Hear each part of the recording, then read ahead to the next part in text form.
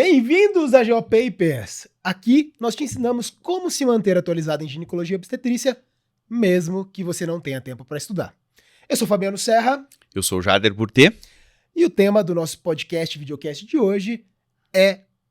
qual? Dicas sobre ascos. É isso? É isso. Dicas sobre ascos. Vamos conversar sobre ascos então hoje. E as condutas, né, Jader? Acho que isso é o principal. Vamos começar então com esse podcast perguntando o que é o ascos, né? Ou ascius. Cada um fala de um jeito. Tem gente que fala ascos, tem gente que gosta de usar um us. inglês, né? Ask us.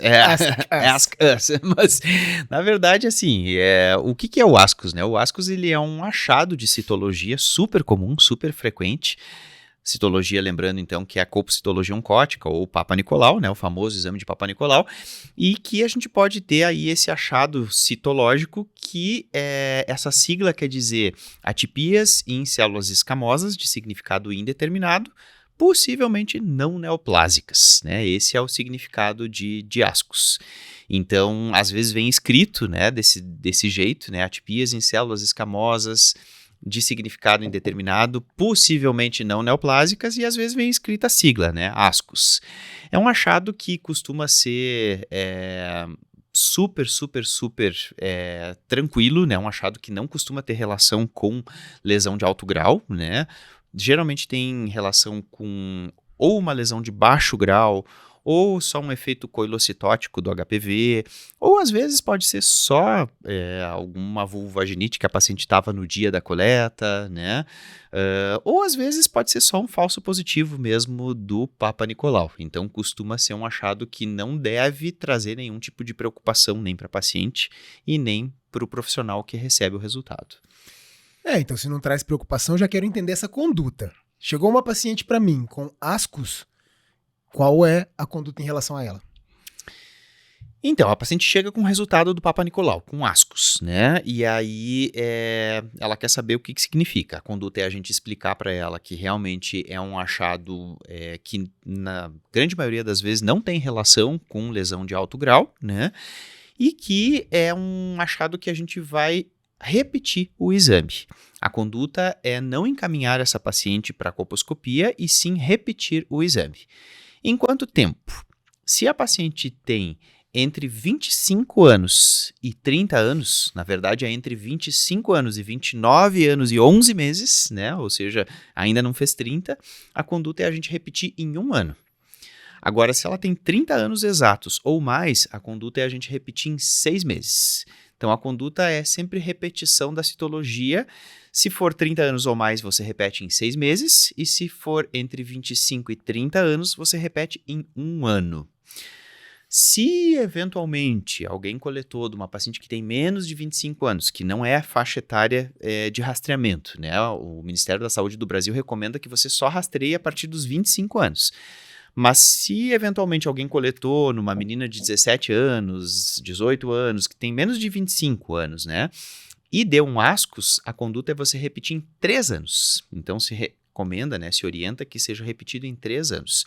Porque a gente sabe que nessa faixa etária a probabilidade de uma lesão de alto grau é muito baixa e a chance desse ascos corresponder a uma lesão de alto grau é menor ainda, né? Então por isso que eles recomendam você repetir só em 3 anos. Maravilha. E vai ter indicação de colposcopia, alguma dessas pacientes que fizeram ascos? E se tiver indicação, quando a gente tiver achados maiores a uma colposcopia com uma citologia de ascos, como é que a gente conduz? Então, as indicações de colposcopia no ascos são quando você tem 2 exames com o mesmo resultado. Então vamos pegar um caso hipotético aí, uma paciente com mais de 30 anos, né? Deu ascos, conduta, a gente vai tranquilizar ela e vai orientar a repetir em 6 meses. Ela repetiu em 6 meses, deu de novo ascos ou uma lesão mais grave. Bom, com 2 exames acusando ascos, aí é que vai ter indicação de colposcopia, né? Ou se tiver entre 25 e 30, intervalo de 1 ano, deu de novo ascos, aí eu vou indicar colposcopia.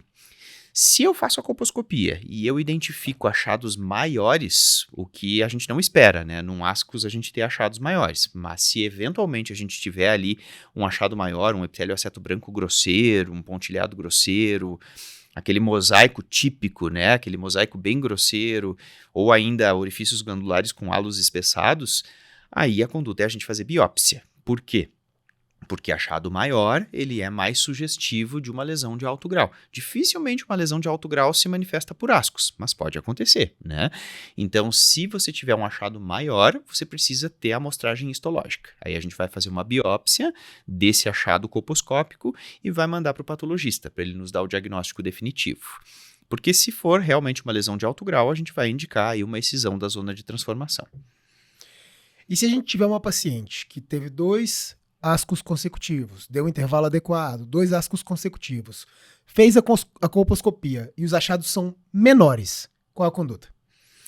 Muito bom. Esse é aquele ponto que gera muita dúvida na prática, né? Inclusive a gente já viu questão do TEGO sobre isso, né?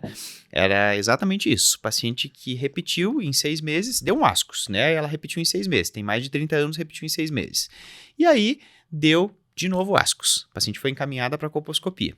Aí a gente faz a colpo e encontra aquele epitélio aceto branco bem tênue, né? Aquele mosaico fino, né? Aquele pontilhado bem fino. Então são achados menores, né? Geralmente achados menores na colposcopia, a gente pensaria ou no Manique 1, ou até num efeito citopático do HPV, às vezes uma coilocitose, né? Ou às vezes até nada, né? Só ali uma cervicite crônica com metaplasia escamosa. Nesses casos em que eu tenho aí 2 achados de ascos, eu faço a colposcopia e tem achados menores, eu posso não biopsiar esse colo e repetir o exame em 6 meses. Então, a gente pode repetir aí a citologia em 6 meses e não fazer biópsia, uma vez que os achados da colposcopia são achados menores. Olha isso, muito bom. Tô aqui pensando se tem alguma situação mais importante que o ascos ganhe uma proporção maior. Por exemplo, em cenários em que a paciente é imunossuprimida, se ela vem com uma citologia de ascos, existe alguma conduta diferente?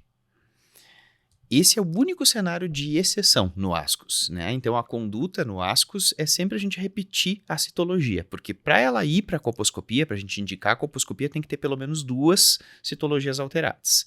Agora, quando a paciente é imunossuprimida, aí muda a conduta. Quando ela é imunossuprimida, aí a gente vai indicar colposcopia frente a um único achado de ascos.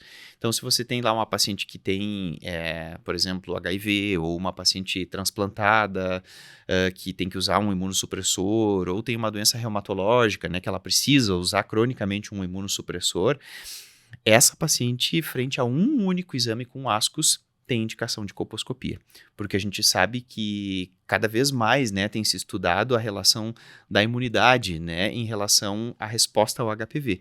E as pacientes que têm imunossupressão, né, elas acabam tendo uma resposta pior aí ao HPV e acabam tendo uma chance de carcinogênese maior. Então, esse é o cenário, esse é o grupo específico que a gente vai indicar direto a colposcopia com um único resultado de ascos.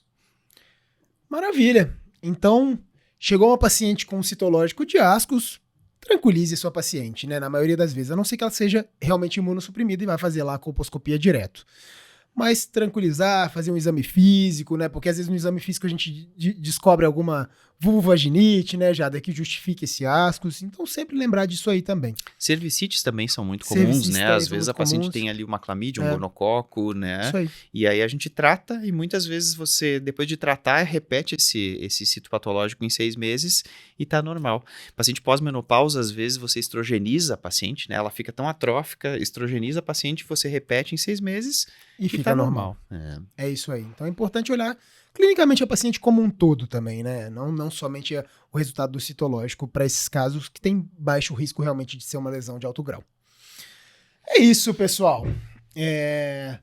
Tema bom, hein? Tema da prática clínica, da rotina nossa aí, consultório, SUS, realmente ascos é um achado citológico muito, muito, muito frequente. E tem que saber lidar com esses achados. Eu espero que vocês tenham gostado dessa nossa discussão hoje no nosso podcast, no nosso videocast. Então, estamos sempre à disposição. Eu gosto de terminar com essa frase, né, Jadon? Sempre à disposição para quem quiser mandar qualquer conteúdo, quiser fazer alguma discussão conosco. A gente gosta de trazer conteúdo de qualidade para todos vocês. Então a gente se vê numa próxima e até lá. Valeu, gente.